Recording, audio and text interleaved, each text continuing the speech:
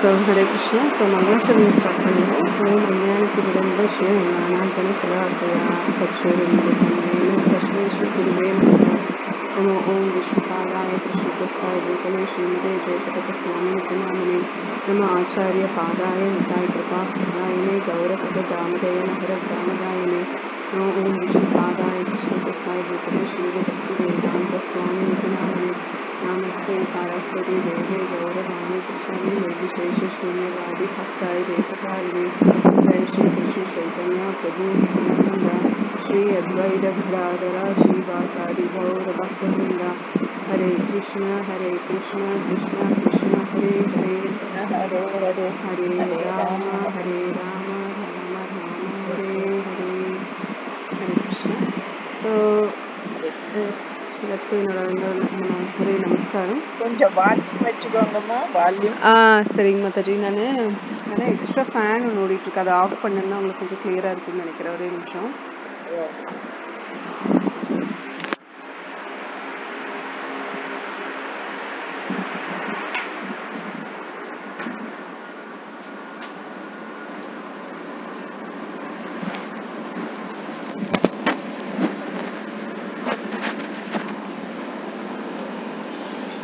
ஹரே கிருஷ்ண மாதாஜி. இப்ப பரவாயில்லைங்களா வால்யூம்?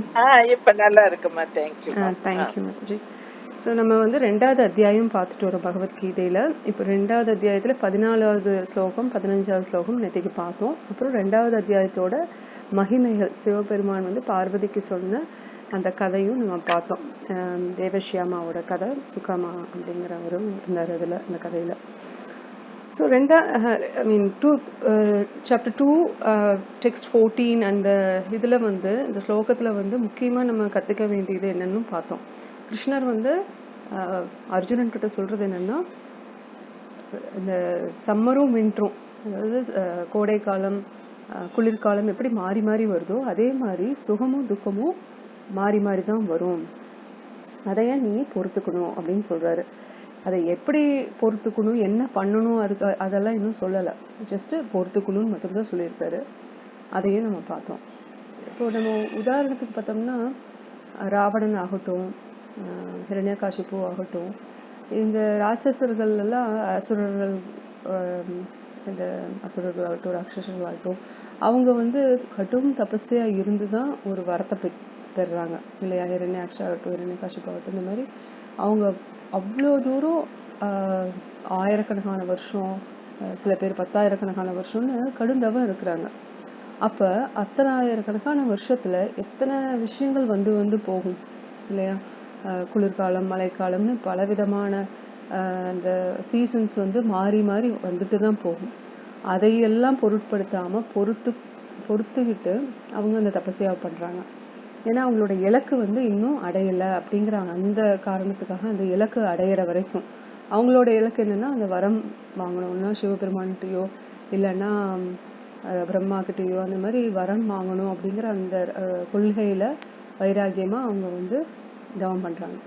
இப்போ நமக்கு பகவான் கிருஷ்ணர் அர்ஜுனன் நம்மள மாதிரி ஒரு சாமானிய மனிதனை விட கொஞ்சம் மேலதான். ஏன்னா அவரு ராஜகுலத்துல இருக்காரு, ஒரு சத்திரியாவா இருக்காரு.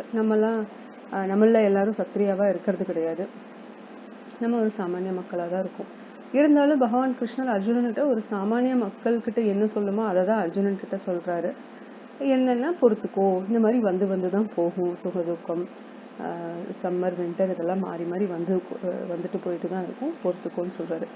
இப்ப நம்மளும் பொறுத்துக்கணும் இல்லையா? ஆனா நம்ம நிறைய புலம்புறோம், ஹீட்டா இருக்கு, ரொம்ப சூடா இருக்கு அப்படின்னா ஏசி போட்டுக்கணும், இல்லைன்னா ஃபேன் நல்லா ஹை ஸ்பீட்ல இருக்கணும், இல்லைன்னா நம்மளால தூங்க முடியறது இல்லை, இல்லை கொசு தொல்லை வேற வந்துருச்சுன்னா அது ஒரு பெரிய பிரச்சனை. ஆதி ஆத்மீக, ஆதி தெய்வீக, ஆதி பௌதீகன்னு 3 விஷயங்கள் பார்த்தோம் இல்லையா? 3 பிரச்சனைகள், 3 ரூபத்துல நம்மளுக்கு பிரச்சனைகள் வரும். ஆதி ஆத்மீக அப்படின்னா நம்மளோட உடல் மூலியமாவோ இல்லை நம்மளோட மனசு மூலியமாவோ இல்லையா? மனசு மூலியம்னா இந்த உளவியல் பிரச்சனைகள் இல்லையா? நம்மளோட மனசு சாந்தமா இல்லாம இல்லாததை நினைக்கும், இல்லை இருந்ததை அதை இன்னும் பெருசா நினைக்கும். அதுல பிரச்சனையே இல்லைன்னா கூட இப்படி எல்லாம் பிரச்சனை வந்தா என்ன பண்றதுன்னு பதற்றத்துல நினைக்கும். இல்லை நடந்து முடிஞ்ச விஷயத்தையே திருப்பி அலசிட்டு இருக்கும். இல்லை நடக்க போற விஷயத்த பத்தி யோசிச்சு பயந்துட்டு இருக்கும். இந்த மாதிரி நிறைய விஷயம் இந்த மனசு போட்டு நம்மளை குழப்பி சில சமயங்கள்ல நம்மளுக்கு நிம்மதியா தூங்க முடியாததுக்கு முக்கியமான காரணம் வந்து அந்த பிரச்சனையா இருக்காது, அந்த பிரச்சனையை பத்தி சொல்லி நம்ம மனசு வந்து நம்மளை ஏத்தி விட்டுட்டே இருக்கும் இல்லையா, அதுதான் பெரிய ப்ராப்ளமா இருக்கும் நமக்கு. ஸோ இந்த ஆதி ஆத்மீகளை நம்மளோட மனசு மூலியமாகவும் பிரச்சனை வரும், நம்ம உடல் மூலியமாகவும். நம்ம உடலுக்கு வந்து சௌகரியமா வச்சுக்கணும்னு நம்ம நினைப்போம். அதுக்கு வந்து நல்ல மெத்தை போட்டு ஒரு டிவோட்டி வந்து இந்த உதாரணத்தை கொடுத்தாரு. நல்ல மெத்தை, பஞ்சு மெத்தை போட்டு அதுல படுக்கிறதுக்கு எதுனா ரோஜாவோட இதழ்கள்லாம் போட்டு படுங்கன்னு நல்லா செட்டப் பண்ணி கொடுத்துட்டு, ஒரே ஒரு பின்னூசி, இத்தினோண்டு ஒரு பின்னூசி வேணா கூட வேண்டாம், ஒரு குண்டூசிய ஒண்ணு வச்சுட்டா நம்ம படுத்து தூங்க முடியுமா? அதெல்லாம் முடியாது இல்லையா. நம்ம படுக்கிற இடத்துல அது இருந்துச்சு அப்படின்னா நம்மளோட தூக்கமே போயிடும். அந்த மாதிரிதான் நம்மளுக்கு எத்தனையோ விஷயங்கள் நல்லது, நம்மளோட வாழ்க்கையில வந்து எத்தனையோ விஷயங்கள் நல்லது நடந்தாலுமே அது ஒரு பிரச்சனைய வச்சு நம்ம வந்து பூதாகரமாக்கி வாழ்க்கையே ரன் பண்ண முடியாது, இனிமேல் வாழ்க்கையே நடத்த முடியாதுங்கிற அளவுக்கு நம்மளுக்கு ஒரு அந்த பதட்டமோ பயமோ இல்லை ஏமாற்றமோ இதெல்லாம் அந்த மாதிரி மனநிலை வந்து நம்மளுக்கு குழப்பத்துல கொண்டு போய் விட்டுருது. ஸோ இது ஆதி ஆத்மிக.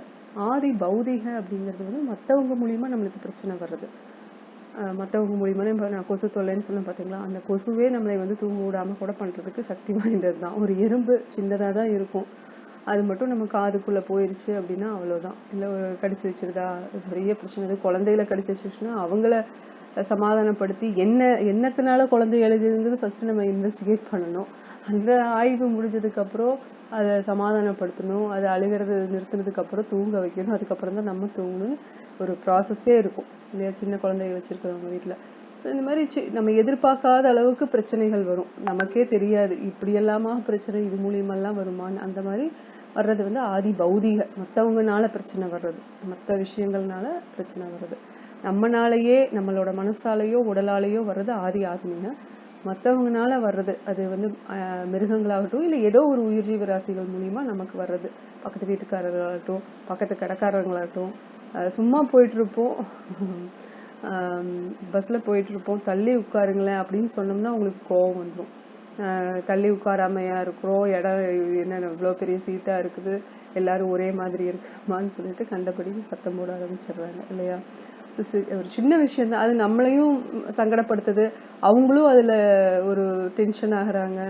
அந்த மாதிரி வர்றது ஆதி பௌதிகம்.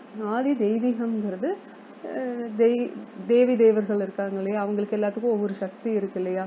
தண்ணியை பாத்துக்கிறதுக்கு வருணர் இருக்காரு, மழையை கொடுக்கறதுக்கு இந்திரன் இருக்காரு, அந்த மாதிரி சூரிய பகவான் வந்து நம்மளுக்கு வெளிச்சத்தை சூடு இந்த மாதிரி கொடுக்குற, சந்திரன் வந்து நம்மளுக்கு காய்கறி பழங்கள் அதுக்கு தேவையான சத்துக்களை கொடுக்குறாரு, ஒளிய கொடுக்குறாரு இரவு நேரங்கள்ல. அந்த ஒரு இளம் தென்றல் எல்லாம் கிடைக்குது இல்லையா, அது வாயு பகவான் இருக்காரு. ஸோ இந்த மாதிரி நிறைய விஷயங்கள் வந்து ஒவ்வொரு தேவி தேவர்கள் வந்து இன்சார்ஜ் எடுத்து அட்மினிஸ்ட்ரேஷன் பண்ணி பார்த்துட்டு வராங்க பகவானோட கட்டளையின் கீழே. அவங்களுக்கு அதுதான் வேலை. ஸோ நம்ம வந்து அவங்கள திருப்திப்படுத்தணும் அப்படின்னு பகவத்கீதையில கிருஷ்ணர் 3வது அத்தியாயத்துல சொல்லுவாரு. ஆனாலும் ஹையர் பர்பஸ், ஹையர் ஸ்டடி என்ன அப்படின்னா, அதாவது இன்னும் நம்ம மேல படிக்க படிக்க தெரியும், அவங்கள நம்ம திருப்திப்படுத்தணுங்கிற அவசியம் கிடையாது பகவான் பக்தியில இருந்தா அப்படிங்கறது கத்துக்குவோம். பட் ஸ்டில் அந்த நிலைக்கு போகாதவங்க, பக்தியில இன்னும் அந்த நிலைக்கு உயர்ந்த நிலையை அடையாதவங்க இந்த மாதிரி பித்ரு பிண்டம் அந்த மாதிரி ஸ்ரத்தா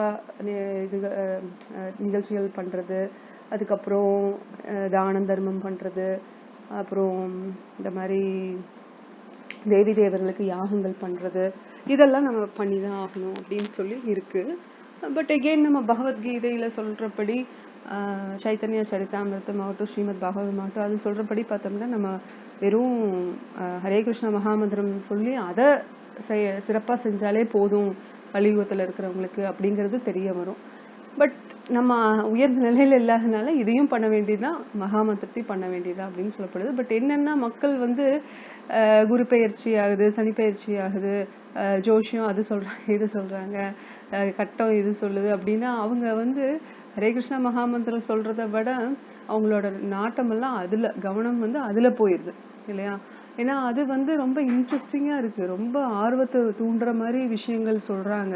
ஜாதகத்தை போய் பாக்குறாங்க அப்படின்னா இந்த யாகம் பண்ணுங்க, இல்ல அந்த பரிகாரம் பண்ணுங்க, உங்களுக்கு பித்ருஷாபம் இருக்கு, நாகதோஷம் இருக்கு, நீங்க அது பண்ணணும் இது பண்ணணும்னு சொல்லும்போது இவங்க வந்து மக்கள் வந்து ரொம்ப ஒரு ஏமாற்றத்தை, கலியுகம் இப்படிதான் இருக்கும்னு பகவத்துல இருக்கு. அப்புறமும் நம்மளோட சொந்த பாவ புண்ணியங்களுக்கு தகுந்த மாதிரிதான் நம்மளும் ஒரு நிலையில இருக்கோம், அடுத்த நிலைக்கு போறோம். அது பெருசா இருக்கா, உயர்ந்த நிலையா தாழ்ந்த நிலையான்னு நமக்கு தெரியாது இல்லையா?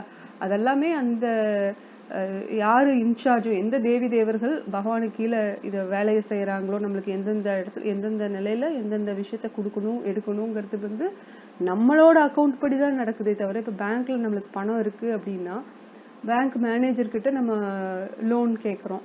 லோன் கேட்டு நம்மளுக்கு கிரெடிட், இப்ப பணம் வந்து மாசம் மாசம் சம்பளம் வந்துட்டே இருக்கு ரெகுலரா அப்படின்னா அந்த பேங்க் அக்கௌண்ட்ல அவங்க செக் பண்ணி பார்ப்பாங்க, இவங்களுக்கு கரெக்டா சம்பளம் வந்துட்டு தான் இருக்கு, இவங்களுக்கு வந்து ஒரு வீட்டுக்கு கடன் கொடுக்கலாம் அப்படின்னு அவங்க முடிவு பண்ணி அப்ரூவல் கொடுக்குறாங்க.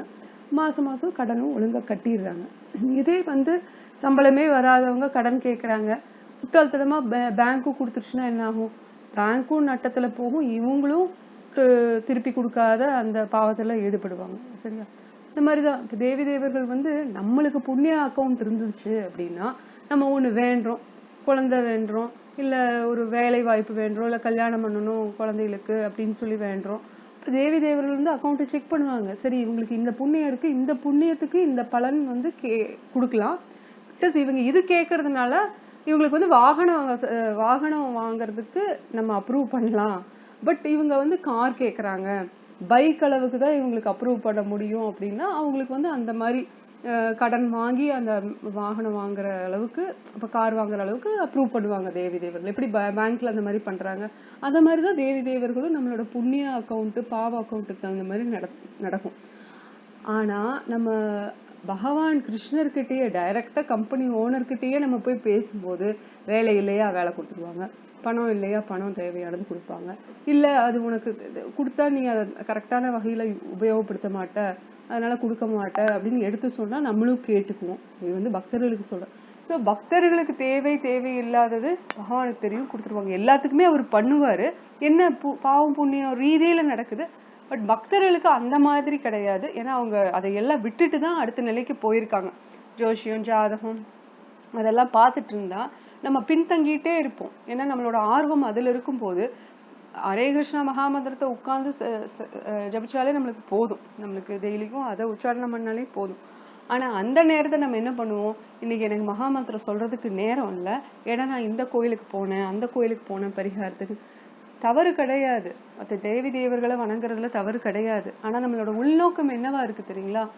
இந்த ஒரு பொறியில இருந்து அந்த பொறிக்கு போறேன் அப்படிங்கிற மாதிரிதான் இருக்கு. இப்ப எலிக்கு பொறி வைக்கிறாங்க இல்லையா, அந்த மாதிரி ஒரு ஒரு எப்படி சொல்றது, ஒரு சிறையில இருந்து இன்னொரு சிறைக்கு போறேங்கிற மாதிரிதான் இந்த பௌதிக உலகம் இருக்கு. நான் வந்து கல்யாணம் ஆகலையேன்னு சொல்லிட்டு நம்ம கல்யாணம் ஆகணும்னு சொல்லி வேண்டிக்கிறோம். கல்யாணம் ஆகாம இருக்கிறது ஒரு சிறைனா, கல்யாணம் ஆனதுக்கு அப்புறம் அது ஒரு வேற சிறைதான்.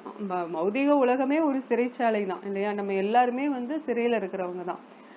இப்போ கல்யாணம் ஆனோடனே குழந்தை வேணும்னு சொல்றோம், அது இன்னொரு மாதிரி வாழ்க்கை இல்லையா? குழந்தை வந்ததுக்கு அப்புறம் வாழ்க்கை இன்னொரு மாதிரி வரும். இது வந்து ஃபுல் அண்ட் ஃபுல் இது வந்து ஒரு என்டாங்கிள்மெண்ட் அப்படிங்கிறாங்க. அது வந்து நம்மள வந்து ஒரு கட்டுண்ட ஜீவாத்மாக்களா நம்ம இருக்கிறோம், அது ஒரு ஒரு கட்டுப்பாடுலயே நம்மள வச்சிருக்குது வாழ்க்கையில. நம்ம ஆல்ரெடி இவ்வளவு பிரச்சனை ஓடிட்டு இருக்கு, இதுல ஜோசியம் ஜாதகம்னு பார்த்து அதுல பொய் ஜோசியக்காரங்க யாரு நேர்மையான ஜோசியக்காரர் யாருன்னு நமக்கு தெரியறது இல்ல. குத்து மதிப்பா 1-2 கரெக்டா சொல்லிட்டா நம்ம அவங்கள வந்து நல்லவங்க நல்ல ஜோசியம் நினைச்சிட்டு நம்ம அதை ஃபாலோ பண்ணும்போது நம்மளோட நேரங்கள் அதுல வீணடிக்கப்படுது இல்லையா? இது உண்மையா? சோ இந்த மாதிரிதான் போலி குரு உண்மையான குரு சீட பரம்பரையில வர குரு 2 இருக்காங்க. ஆனா மக்கள் எல்லாருமே ஒரு தேடல தான் இருக்காங்க. நேத்திக்கும் கூட இதை சொன்னேன், எல்லாருமே நம்ம எல்லாருமே ஒரு தேடல்ல இருக்கும். சந்தோஷம் மனசாந்தி அப்படிங்கிற 2 தேடல்ல இருக்கும். மனசாந்தி இருந்தாலே சந்தோஷம் வந்துடும். அப்ப இத சுருக்கி பார்த்தா என்ன, எல்லாரும் தேடுறது மனசாந்தி இல்லையா? ஒரு சந்தோஷம், அதுல கிடைக்கிற ஒரு சந்தோஷம். இப்போ நம்மளுக்கு சந்தோஷம் இருக்கு, சந்தோஷமான ஒரு விஷயம் நடந்திருக்கு, ஆனா மனசு ஒரு சாந்தி இல்லாம இருக்கு. அப்போ அந்த சந்தோஷமான நடந்த விஷயம் கூட நம்மளுக்கு சந்தோஷத்தை கொடுக்காது, ஏன்னா மனசுக்குள்ள ஏதோ குழப்பிட்டு இருக்கு, ஓடிட்டு இருக்கு சாந்தம் இல்லாம. அப்ப அது வந்து ஒரு சந்தோஷத்தை கொடுக்காது. இதே மனம் சாந்தியா இருந்ததுன்னு வைங்களேன், சந்தோஷமாவே ஒரு விஷயம் இல்லாமையே இருக்கட்டும், ஒரு ஹாப்பி நியூஸே நம்மளுக்கு வரல, ஒரு புது செய்தி எதுவும் வரலன்னா கூட நம்ம மனது நிம்மதியா இருக்கிறதுனால நம்ம சந்தோஷமா இருப்போம். யாருக்கிட்டையும் புகாரோ இல்ல கவலையோ குறையோ சொல்லிட்டு இருக்க மாட்டோம். நம்ம பாட்டுக்கு நம்ம வேலையை பார்த்துட்டு சந்தோஷமா இருப்போம். நம்ம எல்லாருமே தேடுறது, உண்மையாவே தேடுறது அந்த மனசாந்தி தான். பிரபுபாத் ஒரு பொருளரை சொல்லுவாரு, மனசாந்தி தான் நம்ம மனசாந்தி வந்தாலே நம்மளுக்கு சந்தோஷம் வந்துரும் அப்படின்னு சொல்லுவாரு. அது எந்த பொருளுரைன்னு நினைக்கிறேன்னா அந்த 5.27 ஸ்லோகத்துல வர பொருளுரை. சோ நம்ம எல்லாரும் அந்த தேடல்ல இருக்கோம். ஆனா எல்லாரும் துரதிருஷ்டவசமா மோஸ்ட் ஆஃப் த பீப்புள், நிறைய பேர் என்ன ஆயிருதுன்னா தவறான வழியில போயிடுறாங்க இல்லையா? தவறான குருவ வழியில போயிடுறாங்க, இல்ல தவறான ஜோசியம் ஜாதகம்ங்கிற வழியில போயிடுறாங்க, தவறான ஜோசியக்காராகட்டும் ஜாதகம் பாக்குறவங்களாகட்டும் அவங்க வழியில போயிடுறாங்க, இல்ல தவறான ஒரு அட்வைசர் கவுன்சிலர் ஆலோசகர் அந்த மாதிரி ஆட்கள் மூலியமா போறதுனால அவங்க இந்த மனித ஜென்மம் இப்ப எடுத்திருக்கோம் அப்படின்னா அது பல கோடிக்கணக்கான ஜென்மங்களுக்கு அப்புறம் தான் இதுக்கு வரும். ஆனா இந்த மாதிரி நம்ம வாழ்க்கையை வேஸ்ட் பண்ணும்போது, வீணாக்கும் போது நம்மளோட நேரம் வீணாகிறது இல்ல, நம்மளோட மனித வாழ்க்கையே வீணாயிருது. அப்ப திருப்பியும் நம்ம மனித வாழ்க்கைக்கு எப்ப வருவோம்னு யாருக்கு தெரியும் இல்லையா? அப்போ இந்த வாழ்க்கையில நம்ம அதுல எல்லாம் நேரத்தை செலவிடாம, அது என்னவோ பயிற்சி ஆயிட்டு போகுது. நம்ம பகவானை பத்தி நம்ம யாருக்கு என்ன சொன்னோம், இன்னைக்கு பகவானை பத்தி நான் இன்னைக்கு என்ன கேட்டேன், பகவத்கீதையிலையும் பகவதத்திலையும் சொன்னதான் திருப்பி சொல்லுவாங்க. அவ்வளோ டைம் சொல்லியே நம்ம என்ன பண்றோம், அதை பண்ண மாட்டேங்கிறோம். பக்திங்கிற ஒரு விஷயத்த மனசார பண்ண மாட்டேங்கிறோம் இல்லையா? அடுத்த கட்டம் பக்தியில என்னவோ அதுக்கு போக மாட்டேங்கிறோம். ஸ்ரத்தா, சாது சங்கா, பஜன கிரியா, அனர்த்த நிவர்த்தி அப்படின்னு சொல்லிட்டு அடுத்தடுத்த நிலைக்கு போகணும் நம்ம இல்லையா? அதெல்லாம் பண்றோமான்னு நம்ம பார்க்கணும். 9 நிலை இருக்கு. அதுல நம்ம என்ன பண்றோம் அப்படின்னா அந்த நம்பிக்கையே இவ்வளோண்டுதான் இருக்கு. அடுத்த நிலைக்கு போகணும். நம்பிக்கையிலேயே வந்து ஸ்ரத்தா அப்படிங்கிற ஒரு பிகினிங்கா ஆரம்ப கட்ட நிலையில இருக்கிற ஸ்ரத்தா, அந்த நம்பிக்கையை வந்து அடுத்தடுத்து சாது சங்கம் எடுத்துட்டு நம்ம டெய்லிக்கு பஜனை கீர்த்தனத்துல கலந்துகிட்டு இல்ல நம்மளும் பாடிக்கிட்டு அதுக்கப்புறம் நம்மளோட குற்றங்களை கொஞ்சம் கொஞ்சமா அதுல இருந்து வெளியில வந்து அதுக்கப்புறம் நம்ம அந்த நிஷ்டா அப்படிங்கிற ஸ்ட்ராங்கான அந்த இதுக்கு போகணும், ரொம்ப சக்தி வாய்ந்த அந்த நம்பிக்கைக்கு போகணும். ஸோ அந்த மாதிரி ஒவ்வொரு கட்டத்துக்கு நம்ம போனோம்னா மட்டும்தான் நம்மளால பக்தியில இருக்கிற பிரேம பக்தி அப்படிங்கிற அந்த உயர்ந்த நிலை பக்தியை அடைய முடியும். பகவானுக்கு வந்து இயற்கையாவே நம்ம அன்பு செலுத்துற அந்த பாவத்தை நம்மளால கொண்டு வர முடியும். இப்ப வந்து ஏதோ சில சமயங்கள்ல சில பேர் வியாபாரம் மாதிரி காரியம் ஆகணும்னா பகவான் கிட்ட போய் வேண்டிக்கிறது அந்த மாதிரிதான் பண்ணிட்டு இருக்காங்க. இந்த மாதிரி 16 ரவுண்டு பண்ணா நான் எனக்கு இது கொடுத்தீங்கன்னா நான் பண்றேன்பாங்க. அது ஏற்கனவே நம்ம அதை டிஸ்கஸ் பண்ணியிருக்கோம் இல்லையா? அதுதான். ஸோ ஒன்ஸ் அதெல்லாம் முடிஞ்சிருச்சு அப்படின்னா கொஞ்சம் கொஞ்சமா குறைக்க ஆரம்பிச்சிருவாங்க. ஸோ இப்போ இதெல்லாம் புரிஞ்சுக்கிட்டாலே எந்த அந்த 15வது ஸ்லோகத்துல பார்த்தோம் இல்லையா, நீ இதை புரிஞ்சுக்கிட்டேனா, எது சுகம் வந்தாலும் துக்கம் வந்தாலும் ஒரே மாதிரி பார்த்துக்கிட்டேனாலே உனக்கு முக்திக்கு உண்டான அந்த எலிஜிபிலிட்டி தகுதி உனக்கு வந்துருது அப்படிங்கிறது 15வது ஸ்லோகத்துல பார்த்தோம். சரி, இப்ப நம்ம 16க்கு போவோம். ஸோ யாராவது படிக்க விரும்புறீங்களா? ஸ்லோகத்தை படிச்சுட்டு மொழிபெயர்ப்பு படிச்சுட்டு பொருளுரை படிக்கலாம் நீங்க.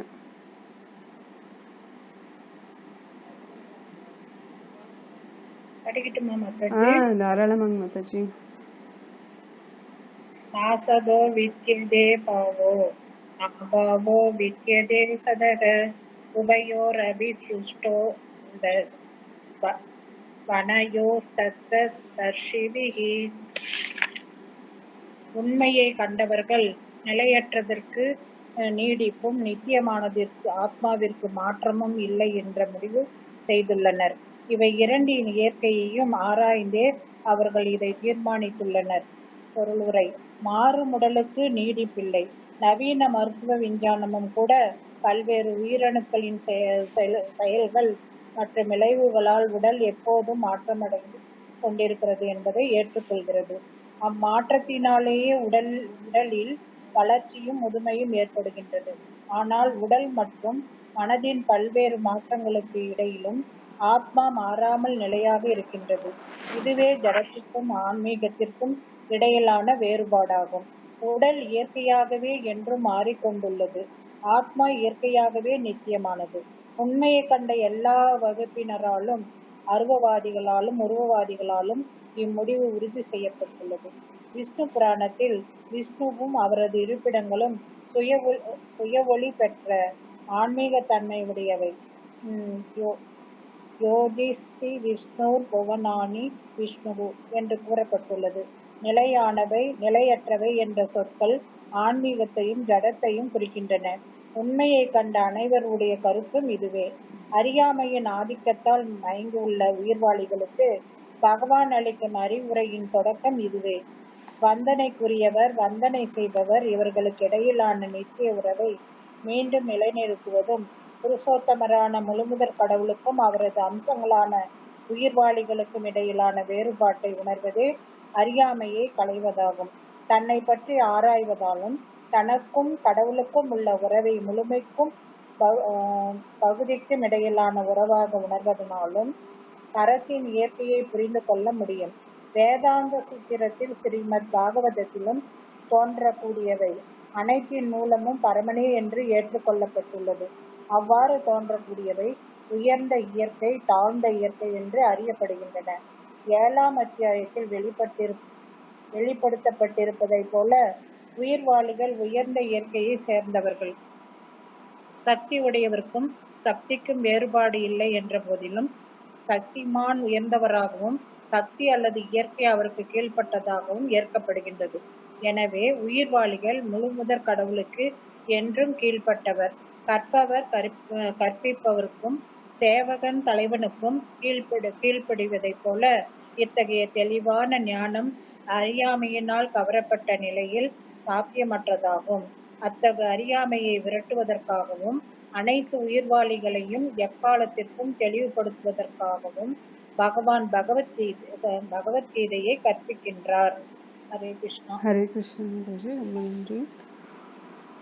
ஸோ 2.16 ஸ்லோகம். ஸோ இதில் வந்து உண்மையை கண்டவர்கள் நிலையற்றதற்கு, அதாவது உடல் அப்படிங்கிறது என்ன, அந்த சரீரம் வந்து நிலையற்றது, இல்லையா, தற்காலிகமானது, பஞ்சபூதங்களால் ஆகப்பட்டது. எப்படி அது உடல் வந்து ஒன்ஸ் அது உயிர் போனதுக்கு அப்புறம், இப்போ ரூம்ல வந்து வெளிச்சமே இல்லை, சுவிட்ச் போடுறோம், லைட் எரியுது, இருட்டா இருக்கிற ரூம் இப்போ ஃபுல்லா பளிச்சுன்னு இருக்கிறது காரணம் அந்த வெளிச்சம், அந்த லைட் போட்டதுனாலதான், இல்லையா. பகல்ல வந்து சூரியன்ல வர வெளிச்சம் மூலியமா நம்மளுக்கு அந்த ரூம் வெளிச்சமா தெரியுது. இப்ப நம்ம கண்ணு தெரியுதுன்னு நினைச்சிட்டு இருக்கோம். இப்ப நம்மளுக்கு வந்து கண்ணு தெரியுதுன்னு நினைச்சிட்டு இருக்கோம். ஆனா இப்போ கரண்ட் இல்லைன்னு வச்சுக்கோங்களேன், நைட்டா இருக்கு, சூரியனும் இல்லை வெளியில, இரவு நேரம், கரண்ட் இல்லை அப்படின்னா நம்மளுக்கு கண்ணு தெரியற கண்ணே நம்மளுக்கு சக்தியை கொடுக்குதா, பாக்குற அளவுக்கு நம்மளுக்கு சக்தியை கொடுக்குதா? கிடையவே கிடையாது. அந்த வெளிச்சம் இருந்தா மட்டும்தான் நம்மளால அந்த வெளிச்சத்தோட பிரதிபலிப்புல மட்டும்தான் நம்ம ஒரு பொருட்களையோ ஒரு மக்களையோ ஒரு உயிர் ஜீவராசி ஏதோ ஒண்ணு நம்ம பார்க்கணும் அப்படின்னா நம்மளுக்கு அந்த வெளிச்சம் இருந்தா தான் நம்ம கண் உபயோகமா இருக்கு. சரியா? அப்போ அந்த ஒரு உயிர் வந்து அந்த வெளிச்சம் மாதிரி, அந்த உடல் வந்து வெறும் ஜட பொருள் தான். அந்த ஜடத்துல வந்து இப்போ ஒருத்தங்க கோமால இருக்காங்க அப்படின்னா அவங்க கிட்ட அந்த ஆத்மா இன்னும் இருக்கிறங்கிட்டதான், அது ஜடம்னு சொல்லல, இன்னும் அதுல உயிர் இருக்கிறதுனாலதான் அந்த உடல் வந்து உபயோகமற்று போய் மயக்கத்துல இருந்தாலுமே அது உயிர் இருக்கிறதுனால அது ஜடம்னு ஆகல.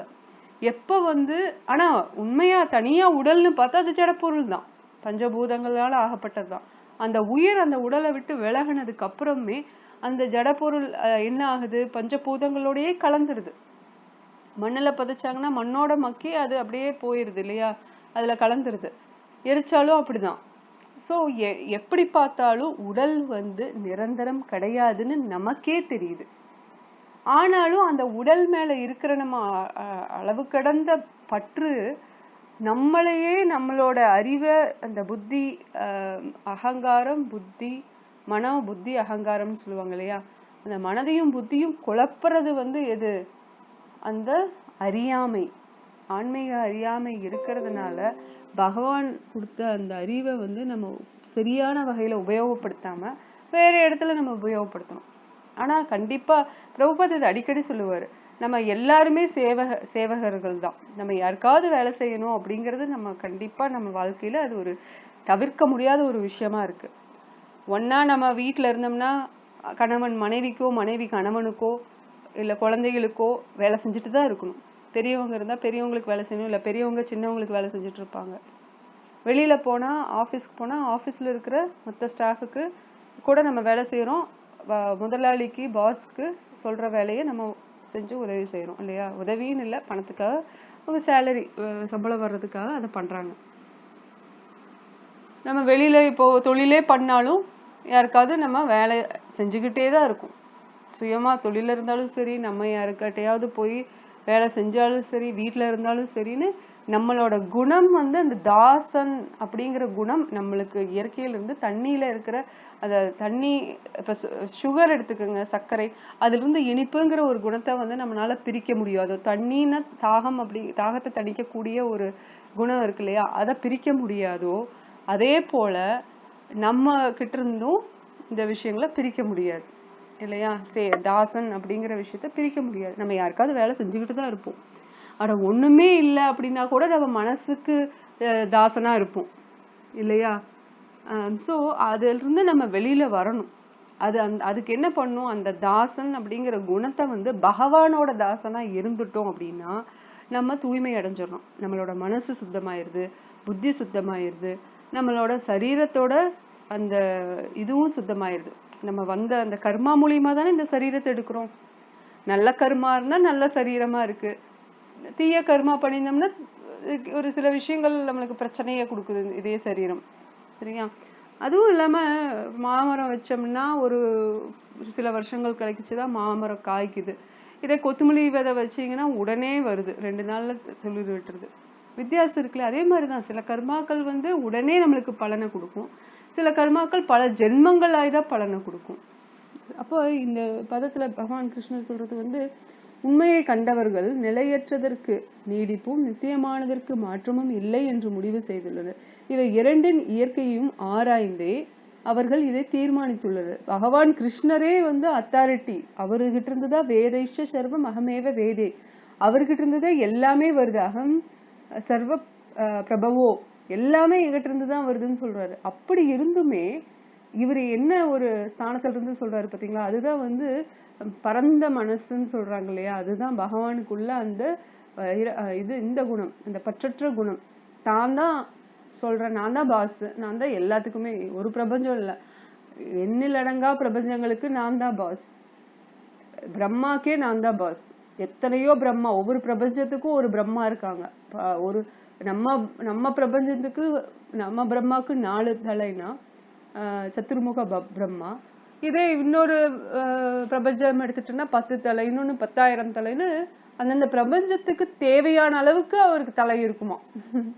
அப்ப அதே மாதிரி பகவதமும் நம்மளுக்கு வந்து இத்தனை ஸ்லோகம் 18,000 ஸ்லோகம் போதும் அப்படின்னு நம்மளுக்கு கொடுத்துருக்காங்க. கலியுகத்துக்கு இந்த பிரபஞ்சத்துல இந்த இவங்களுக்கு போதும் அப்படின்னு கொடுத்துருக்காங்க. இதே வேற பிரபஞ்சத்துக்கு போனோம்னா அது லட்சக்கணக்கான ஸ்லோகங்கள் இருக்கலாம், கோடிக்கணக்கான ஸ்லோகங்கள் இருக்கலாம் இல்லையா? பகவான் லீலை நித்தியமா பண்ணிட்டே இருக்காரு. இந்த பிரபஞ்சத்துல இப்போ கலியுகத்துல வந்துட்டு போனார் சைத்தன்ய மகாபிரபுவா. இன்னொரு பிரபஞ்சத்துல இப்போ துவாபர யுகமா இருக்கலாம், அங்க வந்து ஒரு லீலை செய்யலாம். இன்னொரு இடத்துலயும் கலியுகமா இருக்கலாம், வேற லீலை செஞ்சுட்டு இருக்கலாம், கல்கி அவதாரமே எடுத்திருந்திருக்கலாம், அந்த மாதிரி. சோ ஒவ்வொரு பிரபஞ்சத்துக்கு ஒவ்வொரு எல்லாமே நித்தியம்தான், அதுக்கு தகுந்த மாதிரி விஷயங்கள் நடக்குது. இப்போ ஒரு பெட்ரூம் அபார்ட்மெண்ட்டுக்கு சோலார் பேனல் போடணும் அப்படின்னா ஒரு 2 கிலோவாட் போட்டா போதுங்க, 3 கிலோவாட் போட்டா போதும்பாங்க மேக்சிமம், அதுவே அதிகம்பாங்க. இதே ஒரு 5 பெட்ரூமுங்க, 4 பெட்ரூமுங்க அப்படின்னா ஒரு இன்னும் போடுங்க, 4 போடுங்க, 5 கிலோவாட் போடுங்கம்பாங்க. அது மாதிரிதான். ஸோ அந்தந்த பிரபஞ்சத்துக்கு தகுந்த மாதிரி விஷயங்களை நம்மளுக்கு கொடுக்கப்பட்டிருக்கு. இப்ப நம்ம உடலுக்கு நம்மளோட கர்மாக்கு இந்த மாதிரி உடல் கொடுக்கப்பட்டிருக்கு. இதை வச்சு நம்ம என்ன பண்ணலாம்? அவ்வளவுதான். இதை வச்சு நம்ம என்ன பண்ண முடியும்? பகவானுக்கு உடம்பு சரியில்லை, ஓகே, வாய் ஒழுங்கா ஒர்க் ஆகுதுன்னா வாயில வச்சு பகவானுக்கு சேவை பண்ண வேண்டியதா, பகவான் நாமத்தை சொல்ல வேண்டியது, பகவானை பத்தி பேச வேண்டியது. கை கால் நல்லா இருந்தா அதுக்கு தகுந்த மாதிரி ஒவ்வொரு சேவைகள் இருக்கு இல்லையா? அம்பரீஷ் மகாராஜோட சரித்திரம் படிச்சோம்னா நம்ம ஏற்கனவே சொல்லியிருக்கேன், இருந்தாலும் இன்னும் நமக்கு தெளிவா புரியும். அப்போ இந்த சரீரம் அப்படிங்கிறது அசத் இல்லையா? தற்காலிகமானது. இந்த உடல் சார்ந்த விஷயங்கள் எல்லாமே தற்காலிகமானது. இப்ப இந்த உடல்ல நான் இருக்கேன். இப்போ ஒரு ராமசாமின்னு வச்சுக்கோங்க, கந்தசாமி 2 பேர் இருக்காங்கன்னா, அந்த ராமசாமிக்கு கந்தசாமி உறவு அப்படின்னா அந்த உடலுக்கு தான் அந்த உறவு. ஆத்மாங்கிறது வந்து எல்லாத்துக்குமே எல்லாருமே பகவானோட குழந்தைகள் இல்லையா? எல்லாருமே நம்ம எல்லாருமே ஆத்மாக்கள். இந்த உடல்ல இருக்கிறதுனால இந்த உடலுக்கு இந்த ரிலேஷன் உறவு அப்படின்னு சொல்லி நம்ம சொல்றதுனாலதான் நம்மளே இந்த உடல்ங்கிற தப்பான அபிப்பிராயம் நமக்குள்ள வந்துருது. ஆனா தத்துவதர்சி அப்படிங்கிறது என்ன அப்படின்னா, இத புரிஞ்சுகிட்டவங்க, பகவான் எப்படி பற்றட்டு பேசுறாருன்னா, அந்த புரிஞ்சுகிட்டவங்க தத்துவதரிசிகள் என்ன பண்றாங்க அப்படின்னா, குரு சாது சாஸ்திரா சொல்றது படி அவங்க என்ன பண்ணுவாங்க, இந்த அழியக்கூடிய உடலுக்கு நான் சோச்சதி நான் கஷத்தி அவங்க புலம்பவே மாட்டாங்க. சோச்சதி நான் இல்லை, நெவர். அவங்க பண்ண மாட்டாங்க. சோச்சதி என்ன பண்ண மாட்டாங்கன்னா புலம்ப மாட்டாங்க. அப்ப ஒரு தற்காலிகமான விஷயத்துக்கு நம்ம புலம்புவோமா? அப்ப குழந்தையே இருக்கு, பஞ்சுமிட்டா வாங்குது, அவ்வளவு பெருசா இருக்குன்னு வச்சுக்கோங்களேன், நீங்க தான் வாங்கி கொடுக்குறீங்க, குழந்தையும் ஆசையா வாங்குது, அதை எடுத்து வாயில போட்டோன்னே டக்குன்னு கரைஞ்சிருது. உடனே குழந்தைக்கு ஒரே ஆச்சரியம், அதே சமயத்துல சோகம். இவ்வளவு பெரிய பஞ்சு மிட்டாயை ரொம்ப நேரம் வச்சு சாப்பிடலாம்னு நினைச்சிருக்கோம், ஆனா அது பொசுக்குன்னு வாய்க்குள்ள போடோன்னே கரைஞ்சு போயிருச்சு. ஆனா நமக்கு எப்படி இருக்கும் பாக்குறவங்களுக்கு? நம்ம பெரியவங்க, நம்ம வயதுல மூத்தவங்க, அனுபவத்துல மூத்தவங்க, இதெல்லாம் பார்த்திருக்கோம் நம்மளும். அப்படிங்கும்போது நமக்கு சிரிப்பு தான் வரும் குழந்தைய பார்த்து. ஆமா கண்ணா, அது அப்படிதான் ஒர்க் ஆகும், அது தற்காலிகமானது அப்படிங்கறத வந்து அதுக்கிட்ட அந்த அளவுக்கு தத்துவம் பேச மாட்டோம் நம்ம குழந்தைகிட்ட போய். பட் நமக்கு தெரியும் இது ஒரு சின்ன விஷயம், இது தற்காலிகமானதுன்னு. அந்த குழந்தை இதுக்கு போய் அழுகுதே அப்படின்னு நம்ம சமாதானப்படுத்துறதுக்கு முயற்சி பண்ணுவோம், சொல்லி புரிய வைக்கிறதுக்கு முயற்சி பண்ணுவோம், குழந்தைக்கு புரியற மாதிரி. பகவான் அதை தான் பண்றாரு. நம்ம என்ன பண்றோம், இந்த தற்காலிகமான உடலுக்கு பஞ்சு மிட்டா மாதிரி கரைஞ்ச மாதிரி இந்த உடல்ல ஏதாவது ஒரு விஷயம் ஆகுது. இப்ப கார் புதுசா வாங்கி ஒரு ஸ்கிராச் ஆச்சுன்னா நம்மளுக்கு உயிரே போன மாதிரி ஒரு டென்ஷன் ஆகுது சில பேத்துக்கு. இப்பதான் புதுசா வீடு வாங்கின, தலைய சாட்சி வைக்காதீங்க செவத்து மேலையும்பாங்க சில பேர். ஏன்னா தலையில இருக்கிற எண்ணெய் பசு செவத்துல ஆயிரும், கரையாயிரும் அப்படின்னு. ஒரு தற்காலிகமான விஷயம், அதுக்கு நம்ம பார்த்து பார்த்து செய்யற தப்பு இல்லை, நீட்டா வச்சுக்கணும் அப்படிங்கிறது தப்பு இல்லை, பாதுகாப்பா வச்சுக்கணும் தப்பு இல்லை. ஆனா அதை வந்து உயிர் மாதிரி பாத்துக்கிறது வந்து ரொம்ப அதிகபட்சமா அது தெரியுது, அது தேவையில்லாதது இல்லையா? சோ இந்த வேர்ஸ், இந்த ஸ்லோகம் வந்து நம்மளை எதை நோக்கி கொண்டு போகுது அப்படின்னா, அந்த பற்றற்ற தன்மையை நோக்கி கொண்டு போயிட்டு இருக்குது. அதே மாதிரி சாஸ்திர சக்ஷு, ஆன்மீக சக்ஷு, ஆன்மீக ரீதியா ஞானத்தை வளர்த்துக்கணும், ஆன்மீக ரீதியா ஒவ்வொரு விஷயங்களை பார்க்கணும் அப்படிங்கிற விஷயத்தையும் நம்ம விச்சேர விவேக ரெண்டு விஷயம் இருக்கு. அதாவது நம்மளுக்கு வந்து நம்ம எல்லாத்தையுமே அனலைஸ் பண்ணணும், விசாரணை பண்ணணுங்கிறாங்களே, எல்லாத்தையுமே நம்ம அனலைஸ் பண்ணணும். விவேகான நம்ம வந்து அதை வந்து சரி தவறுங்கிறத பிரிச்சு பார்க்கவும் நமக்கு தெரியணும். இப்போ பிரகலாத் மகாராஜ் நேற்றுக்கே இந்த உதாரணத்தை பார்த்தோம். எவ்வளவோ சோதனைகள் வந்து எத்தனை டார்ச்சர் பிரகலாத் மகாராஜ பண்ணியும் கூட அவரு வந்து அதுல ஒரு சின்ன சனங்கூட அவரு வந்து சலிக்கல இல்லையா? என்னடா இது, வீட்டுக்கு வந்தாலே இவ்வளவு பிரச்சனையான்னு நம்மள சில பேரை, முக்கியமா ஆண்கள் வெளியில போயிட்டு வர்றாங்கன்னா பெண்கள் வந்து கோவமாவே இருக்காங்க, காலையில இருந்து சாயங்காலம் வரைக்கும் கோவமாவே இருந்திருக்காங்கன்னா ஆண்களுக்கு வெறுத்தே போயிடும், என்ன இப்படி இருக்கு வீட்டுக்கு வந்தாலும். ஆனா பகவானோட பக்தன் பிரகலாதனுக்கு அவர் சொல்றதே நரசிம்மரோட பக்தர் பிரகலாதனுக்கு எப்ப பார்த்தாலும் நாராயண ஓம் நமோ பகவதே வாசுதேவாயான்னு சொல்ற பக்தருக்கு, மத்த சின்ன சின்ன பசங்க கிட்ட எல்லாம் பிரச்சாரம் பண்ற பக்தருக்கு என்ன பிரச்சனைனா, வீட்டுல இருந்தா எந்நேரம் வேணாலும் யாரு வேணாலும் சொந்த தந்தை மூலியமா எப்ப வேணாலும் சாவு வரும். அப்ப அவரு எவ்வளோ டிஸ்டர்ப்டா இருக்கணும். ஆனா அவருக்கு எந்த வகையிலயும் அந்த டிஸ்டர்பன்ஸ் இல்லை, தொந்தரவே இல்லை. ஏன் அந்த கலக்கம் இல்லைன்னா அவருக்கு தெரியும் ஆத்மா நிரந்தரம் தானே, உடல்ங்கிறது இன்னைக்கு வந்து இவன் கையால போகுது, நாளைக்கு இயற்கையாவே போகலாம் அப்படிங்கிற அந்த அறிவு இருந்தது, அந்த ஞானம் இருந்துச்சு அப்படின்னா அவன் புலம்ப மாட்டான்ல. அதுதான் நான் சோட்சத்தி, அவன் புலம்ப மாட்டான். அது அந்த ஸ்லோகத்தை அசோஷியா நன்ம சோஷஸ்வான் அந்த ஸ்லோகத்துல நம்ம பார்த்தோம், 2வது அத்தியாயத்துல தான் இருக்கும், அதுலதான் பார்த்தோம் கொஞ்சம் ப்ரீவியஸ் வேர்சஸ்ல. அப்ப இந்த உடல் வந்து தற்காலிகம், உயிர் எப்பவுமே இருக்கதான் செய்யும், ஆத்மாங்கிறது நிரந்தரமா இருக்கதான் செய்யுது. அதனால இப்ப இந்த உடல் இருக்கு, இது முடிஞ்சோடனே அடுத்த ஆத்மா என்ன பண்ணும், இந்த உடல் இருந்து அடுத்த உடல் போயிருங்கிற அந்த புரிதல் இருந்துங்கிட்டுதான் பிரகலாத மகாராஜுக்கு அந்த சின்ன கலக்கம் கூட வரல. இது ஏன் இருந்ததுன்னா அவர் பக்தியில இருந்ததுனாலையும் ஞானம் பெற்றதுனாலையும். அந்த அஹோபிலம் போயிருந்தேன்னு சொன்னேன் இல்லைங்களா, ஒரு வாரம் 2 வாரத்துக்கு முன்னாடி. ஒரு வாரத்துக்கு முன்னாடி இந்த ஞாயிற்றுக்கிழமை நரசிம்ம சதுர்தசினா போன ஞாயிற்றுக்கிழமை அஹோபிலத்துல இருக்கேன் நான். அனுகிரகத்தால, பகவான் அனுகிரகத்தாலையும் வைஷ்ணவர்கள் அனுகிரகத்தாலையும். ஸோ அங்க வந்து 9 வகையான நரசிம்மர் இருக்காரு. அதுல வந்து யோகானந்த நரசிம்மர்னு ஒருத்தர் இருக்காரு. அவரை பத்தி சொல்லணும்னா சும்மா ஒரு லைன்ல சொல்றேன். எல்லாம் முடிஞ்சதுக்கு அப்புறம் ஹிரண்யகாசிப்பு வதம் பண்ணியாச்சு, பிரகலாத மகாராஜ் கிட்ட அவரு உட்கார்ந்து இருக்காரு இல்லையா, அப்ப வந்து அவரு சொல்லி கொடுக்குறாரா, யோக சாஸ்திரம் எல்லாம் சொல்லி கொடுக்குறாராம். அந்த சொல்லி கொடுத்த நரசிம்மருக்கு பேரு யோகானந்த நரசிம்மராம்.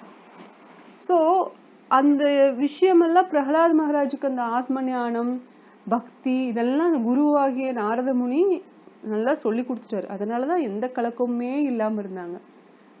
மதுரையிலிருந்து, நம்ம ஊர் மதுரை இல்லைங்க, பழனி பக்கத்துல மதுரை இல்லை, நம்ம மதுரான்னு சொல்லுவோம்ல, அந்த மதுரை. அதுல இருந்து கோபியர்களை விட்டு கிருஷ்ணா போனார் இல்ல, அப்ப வந்து அவங்க மனசுடைஞ்சு போயிட்டாங்க.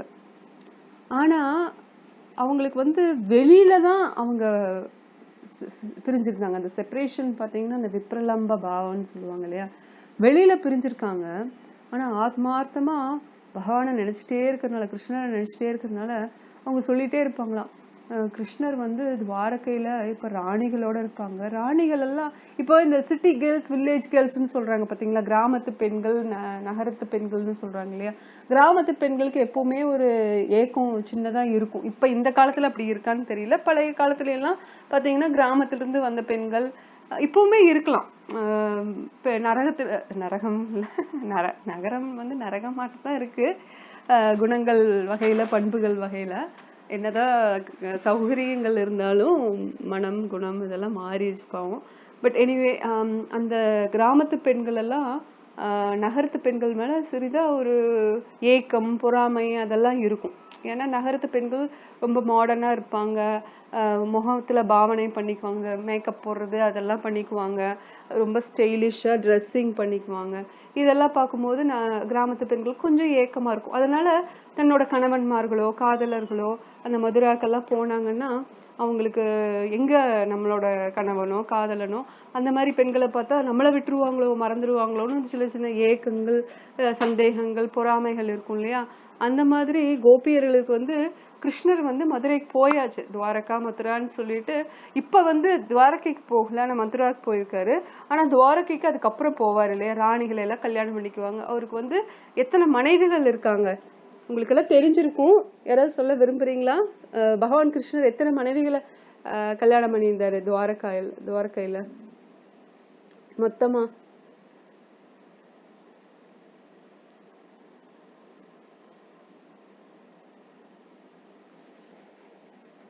ஹரே கிருஷ்ணா. தூங்கிட்டீங்களா? ஹரே கிருஷ்ணா. 16,108. சரி மாதாஜி, ரொம்ப நன்றி.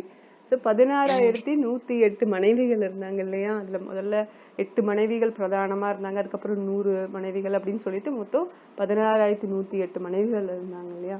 அப்ப அவங்கள நினைச்சிட்டு இங்க இருக்கிற கோபியர்கள் व्यசனப்படுவாங்களாம். கிருஷ்ணர் அங்க போயிட்டாங்க, ராணிகள்லாம் அழகா ரொம்ப முகபாவனை எல்லாம் பண்ணி ரொம்ப அழகா இருப்பாங்க, நம்மளையெல்லாம் இனி கிருஷ்ணர் நினைக்கவா போறாரு அப்படிங்கிற அந்த ஏக்கம் இருக்கும். ஆனாலும் கிருஷ்ணரை வந்து நினைக்காம இருக்க முடியாது, கிருஷ்ணர் நம்மளை மறக்க மாட்டார் இல்ல எப்படியும் அப்படின்னு. ஆனா கிருஷ்ணரை பார்த்தா ராதே கோபி அப்படின்னு சொல்லிட்டு கிருஷ்ணர் இவங்களதான் நினைச்சிட்டு இருப்பாரு அத்தனை சௌகரியத்திலையும். சோ அது வந்து அவங்களோட அன்பு வந்து வெரி திவ்யமானது இல்லையா, ரொம்ப டிரான்சென்டென்டல். ஜென்ம கர்மச்சமே திவ்யம் அப்படின்னு சொல்லி கிருஷ்ணர் சொல்றாரு இல்லையா. என்னோட பிறப்பையும் என்னோட செயல்களையும் வந்து யாரு திவ்யமா பாக்குறாங்களோ நினைக்கிறாங்களோ அவங்க வந்து திருப்பி இந்த லோகத்துல பிறக்க வேண்டியது இல்லைன்னு சொல்றாரு இல்லையா. அப்ப அதெல்லாம் வந்து நம்ம கேட்கும் போது ஆசையா இருக்கும். இப்ப அவங்களுக்கும் அந்த அண்டர்ஸ்டாண்டிங் இருக்கு. அவங்க வந்து அந்த உடல் ரீதியா பார்க்காம அந்த ஆத்மார்த்த ரீதியா பாக்குறாங்க. அப்புறமா கோபியர்களோட நிலை பாவம் வந்து பக்தி பாவம் வந்து ரொம்ப உயர்ந்த நிலை. அதனால நம்ம அவங்களோட கம்பேர் பண்ண முடியாத விஷயம். பட் ஸ்டில் ஒரு உதாரணத்துக்காக நான் சொல்றேன். ஸோ இது வந்து இந்த பதம் இது 2.16. ஸோ நம்ம யோகம் பண்ற பக்தி யோகிகளான நம்ம என்ன பண்ணணும் அப்படின்னா இந்த பிரித்து எடுத்து பார்க்கணும். சரீரம் வேறு ஆத்மா வேறு அப்படிங்கறத பிரித்து எடுத்து பார்த்தோம்னாலே ஒவ்வொரு விஷயம் நம்ம வாழ்க்கையில நடக்கும் போது இது தற்காலிகமாச்சே இது நிரந்தரமாச்சேன்னு தெளிவா தெரிஞ்சிடும். ஆனா பௌதிக லோகத்துல இருக்கும்போது எதுவுமே நிரந்தரம் கிடையாது ஆத்மாவை தவிர இல்லையா? அதனால எல்லாமே தற்காலிகம் தான். அதனால எதுக்குமே நம்ம கவலைப்படணுங்கிற அவசியம் இல்லை. நம்ம கடமையை செஞ்சுட்டு பகவானை நினைச்சிட்டு இருந்தாலே போதும். சரி, 17வது ஸ்லோகம் யாராவது படிக்க விரும்புறீங்களா மாதாஜி?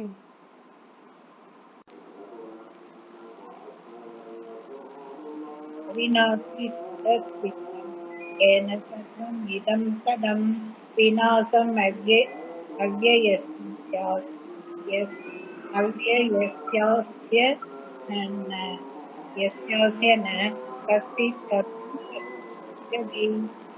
உடல் முழுவதும் பரவி இருப்பதை அழிவற்றதென்று நீ அறிய வேண்டும். அந்த அழிவற்ற ஆத்மாவை உடல் முழுவதும் பரவி உள்ள ஆத்மாவின் உண்மை இயல்பை இப்பதம் மேலும் தெளிவாக உடலில்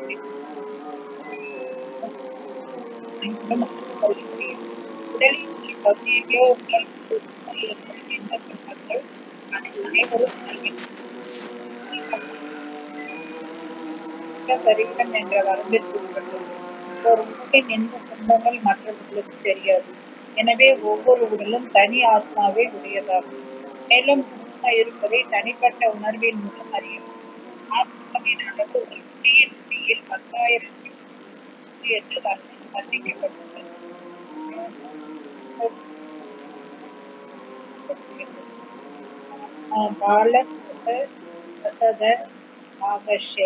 சததா கல்பிதஸ்ய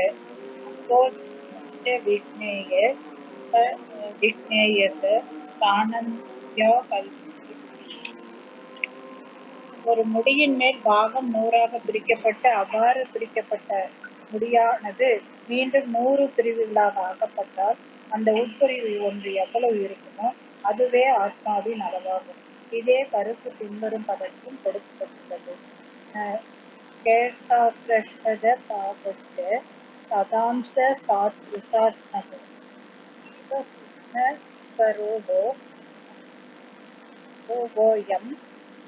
சங்கியாதீதோகி சித்தனக. எண்ணில் அடங்காத ஆத்மாக்கள் உள்ளன. அதன் அளவு முடியின் நுனியில் 10,000ல் ஒரு பங்கென அளவிடப்பட்டுள்ளது. எனவே ஆன்மீக ஆத்மா என்னும் ஆன்மீக அணு ஜட அணுக்களை காட்டிலும் சிறியதாகும். இத்தகைய ஆன்மீக அணுக்கள் எண்ணற்றவை. இந்த மிக சிறிய ஆன்மீக பொறியே ஜட உடலின் ஆதாரமாகும். சக்தி வாய்ந்த மருந்தின் ஆதிக்கம் உடல் முழுவதும் பரவுவதைப் போல ஆன்மீக பொறியின் ஆதிக்கம் உடல் முழுவதும் பரவி உள்ளது. ஆன்மீக ஆத்மா உடல் முழுவதும் இவ்வாறு பரவி இருப்பதை உணர்வின் மூலம் அறியப்படுகின்றது. இவ்வுணர்வே ஆத்மா இருப்பதற்கு ஆதாரமாகும். உணர்வற்ற ஜட உடல் வெறும் பிணமே என்பதை சாதாரண பாமரனும் அறிவான். எவ்வித ஜட முறையினாலும் பிணத்தினுள் இவ்வுணர்வை மீண்டும் புதுப்பிக்க முடியாது. எனவே உணர்வென்பது ஜடப்பொருள்களின் கலவையினால் தோன்றுவதல்ல, ஆன்மீக ஆத்மாவினால் ஏற்படுவதே. முண்டக உபனிஷத்தில் அணு ஆத்மாவின் அளவு மேலும் விளக்கப்பட்டுள்ளது. ஏசோனூர் ஆத்மா வேதஷா வேதி தவ்யோ எஸ்மின் பிராண பஞ்சதா சம்விசேஷ பிராணை சித்தம் சர்வம் போதம் பிரஜானாம் எஸ்மின் விசுத்தே விபவத் கேஷ ஆத்மா. அணு அளவிலான ஆத்மா பக்குவமான அறிவால் காணப்படக்கூடியதாகும். இந்த அணு ஆத்மா 5 விதமான காற்றில் பிராண, அபான, ஞான, சமான, உதான நிகழ்ந்த வண்ணம் இதயத்தில் அமைந்துள்ளது. உடல் பெற்ற ஜீவாத்மாக்களின் உடல் முழுவதும் தனது ஆதிக்கத்தை செலுத்துகின்றது.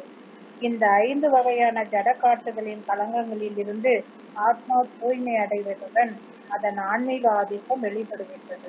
பல்வேறு வகையான ஆசனங்களின் உதவியுடனும் ஆத்மாவை சூழ்ந்துள்ள 5 வாயுக்களை கட்டுப்படுத்துவதே ஜட யோகமாகும். எவ்வித ஜட பலனையும் எதிர்பாராமல் ஜட சூழ்நிலை இணைப்பிலிருந்து உண்மையான ஆத்மாவை முக்தி பெற செய்வதற்காகவே ஜடயோகம் பயிலப்படுகின்றது. ஆன்மீக ஆத்மாவின் நிலை என்ன என்பதை எல்லா வேதங்களும் தெரிவிக்கின்றன. மேலும் அறிவுள்ள எந்த மனிதனாலும் இதனை அனுபவபூர்வமாக உணர முடியும். அறிவிழந்த மனிதனோ இந்த ஆத்மாவை எங்கும் நிறைந்த விஷ்ணு தத்துவமாக எண்ணுவார். ஆன்மீக ஆத்மாவின் தாக்கம் ஒரு குறிப்பிட்ட சரீரம் முழுவதும் பரவியிருக்கும். ஒவ்வொரு உயிர்வாளியின் இதயத்திலும் ஆன்மீக ஆத்மா அமைந்துள்ளதாக முண்டக உபனிஷத் கூறுகின்றது. இவ்வணு ஆத்மாவின் அளவு ஜட விஞ்ஞானிகளின் ஆய்வு சக்திக்கு எட்டாமல் இருப்பதால் அவர்களில் சிலர் ஆத்மா என்பதே கிடையாது என முட்டாள்தனமாக முடிவு செய்கின்றனர். தனிப்பட்ட அணு ஆத்மா பரமாத்மாவுடன் இணைந்து இதயத்தில் நிச்சயமாக இருக்கின்றது. எனவே உடலின் இயக்கத்திற்கு தேவையான எல்லா சக்திகளும் உடலின் இப்பகுதியில் இருந்து இதயத்திற்கே உருவாகின்றன. நுரையீரலில் இருந்து ஆக்சிஜனை கொண்டு வரும் இரத்த அணுக்கள் ஆத்மாவிடமிருந்து சக்தி பெறுகின்றன. ஆத்மா தனது நிலையில் இருந்து அகற்றவுடன் ரத்த ஓட்டம் நின்றுவிடுகிறது. ரத்த சிவப்பு அணுக்களின் முக்கியத்துவத்தை மருத்துவ விஞ்ஞானம் ஏற்கிறது. சக்தியின் உற்பத்தி மூலம் ஆத்மா என்பதை விஞ்ஞானம் காண இயலாமல் இருக்கிறது. இருப்பினும் இதயமே உடலின் எல்லா சக்திகளில் இருக்கிறது என்பதை மருத்துவ விஞ்ஞானம் கொண்டுதான் இருக்கின்றது. ஆன்மீக முழுமையின் அணுவை போன்ற இத்தகைய பகுதிகள் சூரிய ஒளியின் மூலக்கூறுகளுடன் ஒப்பிடப்படுகின்றன. சூரிய கதிரில் எண்ணற்ற ஒளி வீசும் மூலக்கூறுகள் இருப்பதை போல முழுமுதற் கடவுளின் நுண்ணிய பகுதிகளான ஆத்மாக்கள் அவரது பிரபா அல்லது உயர்ந்த சக்தியை சேர்ந்த அணு ஒளிப்பொறிகளாகும். எனவே வேத ஞானத்தை பின்பற்றுவோரும் சரி, நவீன அறிவியலை பின்பற்றுவோரும் சரி, உடலில் ஆன்மீக ஆத்மா இருப்பதை மறுக்க முடியாது. ஆத்மாவை பற்றிய விஞ்ஞானம் முழுமுதற் கடவுளால் பகவத்கீதையில் தெளிவாக விளக்கப்பட்டுள்ளது. நன்றி மாதாஜி. ஹரே கிருஷ்ணா. ஸோ இந்த பதத்தில் பார்த்தோம்னா நிறைய விஷயங்கள், சின்ன சின்ன விஷயங்கள் பொருளில் ஸ்ரீல பிரபுபாதர் அழகாக கொடுத்துருக்காரு. அவிநாஷி அப்படிங்கிறது என்ன? நாஷி அப்படின்னா அழியக்கூடிய விஷயம் இல்லையா? அவிநாஷி அழியக்கூடிய ஆயின் அது. ஸோ உடல் முழுவதும் பரவி இருப்பதை அழிவற்றதென்று நீ அறிய வேண்டும். அந்த உடல் முழுவதும் பரவி இருப்பது இது, அது ஆத்மா. அது அழிவற்றது அப்படிங்கிறது நீ புரிஞ்சுக்கணும் அர்ஜுனா அப்படின்னு அவரு அர்ஜுனாக்கா சொல்றாரு. நம்ம எல்லாத்துக்கும் சொல்லணும், அதுக்கு ஒரு பிரதிநிதியை சூஸ் பண்ணணும் இல்லையா? அந்த பிரதிநிதி தான் அர்ஜுனன். அர்ஜுனனுக்கு தெரியாது கிடையாது. ஒரு தற்காலிகமா அர்ஜுனன் கிட்ட இதை சொல்றதுக்காக அர்ஜுனன் கேள்வி கேட்கிற மாதிரி. எப்படி பரீட்சித் மகாராஜ் வந்து சுகதேவ் கோஸ்வாமிகிட்ட ஸ்ரீமத் பகவதத்துல, நமக்கு ஸ்ரீமத் பகவதத்துக்கு வந்த காரணமே அவர் கேள்வி கேட்டதுனாலதான். அறியாமையா இருக்கிற மாதிரியும் தான் இன்னும் தெரிஞ்சுக்கணும் அப்படிங்கறதுக்காகவும் கேள்வி கேட்டதுனாலதான் அவருக்கு அந்த நம்ம எல்லாத்துக்கும் ஸ்ரீமத் பாகவதம் வந்தது. அதுக்கு மூல காரணம் யாரு? பகவான் தான். அவரும் அவரோட பக்தர்கள், சிறந்த பக்தர்களை வந்து பிரதிநிதியா வச்சு அவங்க என்னமோ அறியாமையில தள்ளப்பட்ட மாதிரியும், அவங்க அந்த அறியாமையில இருக்கிறதுனால கேள்வி ஞானத்து மூலியமா அவங்க விஷயங்களை தெரிஞ்சுக்கிற மாதிரியும் நம்மளுக்கு காமிக்கிறது. ஆனா அவங்க ஆல்ரெடி முக்தி பெற்று நித்தியமான ஆத்மா, பகவானோட தொண்டர்கள், தாசர்கள்னு சொல்லுவோம்ல, அந்த மாதிரி நித்தியமா அவங்க வந்து பகவானோட லீலையில இருக்கிறவங்க. அதே மாதிரிதான் அர்ஜுனனும். அதனாலதான் நம்ம எல்லாத்துக்கும் பகவத்கீதை கிடைச்சது. ஓகேங்களா? சோ இப்போ இதுல வந்து ஒரு முக்கியமான விஷயம் என்னன்னா, நீங்க ஏற்கனவே கேள்விப்படல அப்படின்னா இந்த விஷயம் உங்களுக்கு புதுசா இருக்கும். ஸ்வேதாஸ்வரத்திர உபநிஷத்துலயும் சொல்லப்படுது, பல இடங்கள்லயும் சொல்லப்படுது. இது என்னன்னா, உயிர் ஆத்மா அப்படிங்கிறது ஒரு பாக்குறதுக்கு நம்மளால மைக்ரோஸ்கோப்ல, டெலிஸ்கோப்ல, மைக்ரோஸ்கோப்லன்னு எந்த லென்ஸ்லயும் வச்சு பார்க்க முடியாது. ஆத்மாங்கிறது ஒரு ஆன்மீக ரீதியான ஒரு பொருள், ஒரு விஷயம். அதை வந்து நம்ம பௌதீக ரீதியா நான் பார்த்தாதான் நம்புவேன் அப்படின்னா நம்ப வேண்டாம், விட்டுற வேண்டியதுதான். அவங்களால ப்ரூவ் பண்ண முடியாது. பிரபுபாதர் அடிக்கடி சொல்லுவார், ஆராய்ச்சியாளர்கள், மருத்துவர்கள் எல்லாம் வந்து ஏன் சில விஷயங்களை கொண்டு வராங்க, அரசியல் காரணமா கொண்டு வராம இருக்கலாம். ஆனா ஏன் நம்ப மாட்டேங்கிறாங்க அப்படின்னா, எதை பாக்குறாங்களோ அதை தான் அவங்க வந்து நம்புவாங்க. அப்படின்னா அப்ப புத்திங்கிறது, புத்திசாலித்தனத்தை பார்க்க முடியுமா என்ன? அப்புறம் அதை நம்புறாங்க. இன்டெலிஜென்ஸ்ன்னு சொல்றோம் இல்லையா, புத்திசாலித்தனம், புத்திங்கிறோம், அதை பார்க்க முடியாது. அதை ஏன் நம்புறாங்க? சில குணாதிசயங்களை நம்ம வந்து அனுபவிக்கதான் முடியும், பார்க்க முடியாது. ஆனா அவங்க வந்து அதை நம்புறாங்க. சைக்காலஜின்னு சொல்லி சைக்காலஜிஸ்ட் இருக்காங்க, நானே சைக்காலஜிஸ்ட் தான். ஸோ அதுல விஷயங்கள் எல்லாம் வந்து நம்ம அனுபவத்தை தான் கேட்போம். நம்ம வந்து நான் பார்த்தாதான் நம்புவேன்னு சொல்லிட்டு, என்ன இது, என்ன டேபிளா, சேரா, இப்படி இருக்குங்க, 4 கால் இருக்கும், மேல ஒரு பலகை இருக்கும்னு விவரமா சொல்றதுக்கு அவங்க அவங்களோட மனநிலைய சொல்லும் போது அவங்களோட அனுபவத்தை தான் சொல்லுவாங்க. மனது என்ன நினைச்சது, அவங்க என்னத்துக்காக பயந்துக்கிறாங்க அப்படின்னு. இந்த உலகத்துல முக்காவாசி பேரு ஏறத்தாழ எல்லாருமேன்னு வச்சுக்கலாமே, ஒரு சிலர் தவிர எல்லாருமே பயந்துக்க கூடிய விஷயம் என்னன்னா, எங்க நம்ம உயிரை விட்டுருவோமோ இல்ல நமக்கு பிடிச்சவங்க உயிரை விட்டுருவாங்களோ அப்படின்னு. அப்ப அந்த உயிருங்கிற ஒரு விஷயம், அந்த ஆத்மாங்கிற விஷயம் தெரியுது. ஆனா அப்பவும் ஒரு அறியாமையில தான் இருக்காங்க. அந்த உடல்ல இருந்து ஏதோ போயிருச்சு, அது என்னன்னு தெரியாது. இப்ப அந்த உடலை வச்சுட்டு ஏதாவது பண்ண முடியுமா? நம்ம கந்தசாமின்னு சொன்னோம், ராமசாமின்னு சொன்னோம் ஒரு உதாரணத்துக்கு. இப்ப அந்த ராமசாமியோட உடல் இருந்து அந்த ஆத்மா போனதுக்கு அப்புறம் அந்த ராமசாமிய ராமசாமியா பார்ப்பாங்களா, இப்ப ஒரு உடலா பார்ப்பாங்களா? உறவுக்காரங்க வேணா ஒரு ஃபர்ஸ்ட் கொஞ்ச நேரத்துக்கு அது ராமசாமியா தான் பார்ப்பாங்க. ஆனா வந்து அந்த டாக்டர்ஸ் ஆகட்டும், அவங்க எல்லாம் அது வந்து உடலா தான் பார்ப்பாங்க, வெறும் ஜட உடலா தான் பார்ப்பாங்க. ஏன்னா அதுல ஆத்மா கிடையாது, அதுக்கு எந்த மரியாதையுமே கிடையாது. அந்த உயிர் இருக்கிற வரைக்கும் தான். நம்ம ஏற்கனவே அந்த உதாரணம் பார்த்தோம் இல்லையா? என்ன உதாரணம் பார்த்தோம்? ஒரு ரூம்ல வந்து லைட் போட்டோம் அப்படின்னா அந்த ரூம் வந்து இப்ப வெளிச்சம் ஆகிறதுக்கு காரணம் வந்து அந்த ரூமா வெளிச்சமா, அந்த வந்த வெளிச்சமான அந்த வெளிச்சம் தான் காரணம். சோ இந்த ஒரு ரூமையும் கொடுக்கப்பட்டிருக்கு. ஒரு பானை இருக்கு, அதுல சூரிய வெளிச்சம் வருது அப்படின்னா அந்த பானைங்கிறது நம்மளோட உடல் மாதிரி பஞ்சபூதங்களாலதான், அதுவும் ஒரு மூலப்பொருளால ஆகப்பட்டு பஞ்சபூதத்துல 1-2 உபயோகப்படுத்தி ஒரு பானை செய்யப்படுது அப்படின்னா அந்த பானைக்குள்ள சூரிய ஒளி வரும்போது அதுல பிரகாசமா தெரியுது. பானை உடைஞ்சதுக்கு அப்புறம் அந்த சூரிய ஒளி இருந்துட்டு தான் இருக்கு அந்த இடத்துல, ஆனா பானை தான் உடைஞ்சிருச்சு இல்லையா? இப்ப அந்த ஆத்மாங்கிறது விஷயம் இருக்கதான் செய்யுது. அந்த உடல் இறந்துருச்சு அப்படிங்கும் போது அந்த ஆத்மா வெளியில வந்துருச்சு அப்படிங்கறது அர்த்தம்.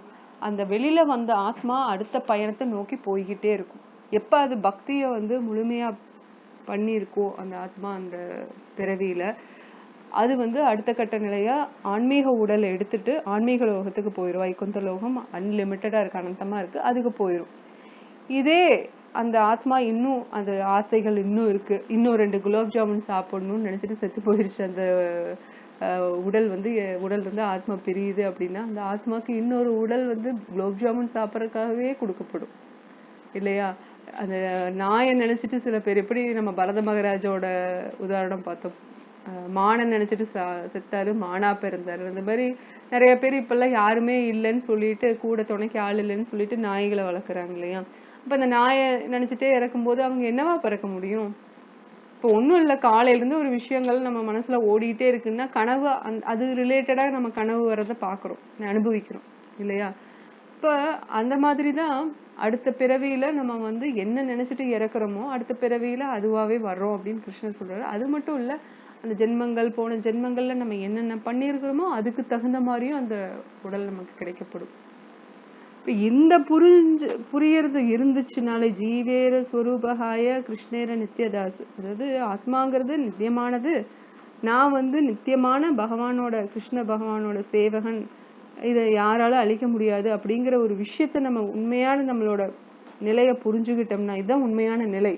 சைத்தன்ய மகாபிரபு சொல்றாரு சனாதன கோஸ்வாமிக்கு, ஜீவேர ஸ்வரூபகாய் கிருஷ்ணேர நித்யதாஸ். இந்த நிலையை நம்ம புரிஞ்சுக்கிட்டோம்னா நம்மளுக்கு எந்த வருத்தம் இருக்காது. பீஷ்ம பிதாமகர் வந்து அந்த death of bed of arrows, அந்த டெத் பெட்ல இருந்தார் இல்லையா? அந்த சமயத்துல பார்த்தோம்னா அவருக்கு அந்த வலி இல்லை அப்படின்னா காரணம் என்னன்னா அவங்க எல்லாம் உயர்ந்த நிலை பக்தியில இருந்தாங்க. உடல் வேறு உயிர் வேறு அப்படிங்கறது பிரிச்சு பார்க்க தெரிஞ்சதுனால அவங்கனால அந்த வலிய வந்து அதை ஒரு பெருசா நினைச்சுக்கல, அவ்வளவுதான். வலி இல்லாம இல்ல, வலிய வந்து அதை பெருசா ஐடென்டிஃபை பண்ணிக்கல. அதை பிடிச்சு ஆராய்ச்சி பண்ணாம அவங்களோட கவனம் எல்லாம் பகவான் கிருஷ்ணர் மேலதான் செலுத்தினாங்க. ஹரிதாஸ் தாக்கூர்னு ஒருத்தர் பிரம்மாவோட லீலை, துவாபர யுகால அந்த பிரம்மாவோட லீலை, பிரம்ம விமோகன லீலை இருக்கு இல்லைங்களா, அதை பத்தி விவரமா நான் இன்னொரு நாள் சொல்றேன். பிரம்ம விமோகனன் லீலை முடிச்சோன்னையும் அதுக்கு பிராயச்சித்தமா பகவான் கிருஷ்ணர் அனுகிரகத்தால பிரம்மா வந்து ஒரு சிறந்த பக்தனா ஹரிதாஸ் தாக்கூரா வந்து கலியுகத்துல சைத்தன்ய மகாபிரபு இருந்த அந்த சமயத்துல வந்து பிறந்திருப்பாரு. அவரோட பக்தி வந்து அவருக்கு என்ன மாதிரி பேரை கொடுத்ததுன்னா ஹரிநாம ஆச்சாரியா, நாம ஆச்சாரியான்னு கொடுத்தது. ஏன்னா ஒரு நாளைக்கு லட்சக்கணக்கான, அவ்வளோ ஆயிரக்கணக்கான 1,00,000 பகவான் நாமத்தையும் என்னமோ சொல்லிட்டு தான் அவரு தூங்குவாரு, இல்லைன்னா சாப்பிட மாட்டாரு, தூங்க மாட்டாரு அப்படின்னு. அப்ப அவர் ஒரு தடவை, அவர் முஸ்லீமா, பிறப்புல அவர் ஒரு முஸ்லீம், அவரு கூட இருக்கிற அந்த தலைவர்கள் அந்த அந்த ஏரியால இருந்த பிராமணர்களோட பொறாமையினால அவருக்கு பனிஷ்மெண்ட் தண்டனை கொடுக்கணும் அப்படின்ட்டு 22 இடங்கள்ல 22 சந்தையில அவருக்கு அடி கொடுக்கப்பட்டது. அப்ப அந்த அடியெல்லாம் அவர் தாங்கிக்கிட்டாரு. ஏன்னா அவருக்கு அந்த அளவுக்கு ஆத்ம ஞானம் இருந்ததுனால அவருக்கு அந்த புரிதல் இருந்தது அப்படிங்கிறதையும் நம்ம கேள்விப்படுறோம் இல்லையா. நமக்கு உடல் தான் எல்லாம் அப்படிங்கும்போது உடலோட சௌகரியத்தை வச்சே நம்மளோட வாழ்க்கை ரிவால்வ் ஆயிட்டு இருக்குது, சுத்தி சுத்தி வந்துட்டு இருக்குது. இந்த உடலுக்கு இப்ப பசிக்கும், நான் இதை கொடுக்கணும், இந்த உடலுக்கு இப்ப தண்ணி தாக அடிக்குது, இதை கொடுக்கணும், ஜூஸ் கொடுக்கணும், ஹார்லிக்ஸ் கொடுக்கணும், போன்வீட்டா கொடுக்கணும்னு சொல்லிட்டு அந்த உடலுக்கு நான் எப்படி சேவை பண்ணலாம் அப்படின்னு கோதாசன் அப்படிம்பாங்க. இது சென்சஸ்க்கு, நம்மளோட புலன்களுக்கு நம்ம அடிமையா இருக்கிறோம், சேவகனா இருக்கிறோம். கோஸ்வாமியா எப்ப ஆக முடியும்? நம்ம மாஸ்டரா ஆகும்போது. புலன்களுக்கு நம்ம மாஸ்டர் ஆகும்போது கோஸ்வாமியா மாறுறோம். இதே சேவகனா இருக்கும்போது கோதாசனா இருக்கிறோம். இப்போதைக்கு நம்ம ஏறத்தாழ எல்லாருமே கோதாசனா தான் இருக்கிறோம். அடுத்த நேரம் ஆச்சு, பசி நேரம் ஆயிடுச்சுப்பா, மதிய நேரம் ஆயிடுச்சு, நம்ம லஞ்சுக்கு போகலாம் அப்படிங்கிற அந்த மனப்பக்குவம் தான் பகவானுக்கு பண்ற. இன்னும் அந்த உயர்ந்த நிலை வரல. ஏன்னா நிறைய கலக்கங்கள் இப்படி கலப்படமா இருக்குன்னு சொல்லுவோம் இல்லையா. நம்மளோட உடல் நம்மளுக்கு நிறைய அந்த பிரிண்ட்ஸ் இருக்கு, இம்ப்ரெஷன்ஸ் இருக்கு, போன ஜென்மங்கள், இந்த ஜென்மத்தோட எல்லாம் அந்த வாசனைன்னு சொல்லுவாங்க. அது இருக்கிறதுனால நம்ம பகவான் கிட்ட நெருங்கிறதுக்கு தடையா இருக்கு. அதுல இருந்து மீறி வரணும்னா ஹரிநாமத்தை தவிர நம்மளுக்கு வழியே இல்லை. ஹரே நாம ஹரே நாம ஹரே நாம எவ கேவலம் கலோ நாஸ்தேவ அந்நியஸ்தா அப்படின்னு சொல்லிட்டு ஹரிநாமத்தை தவிர நம்மளுக்கு வேற கதியே இல்லை அப்படின்னு சொல்லப்படுது.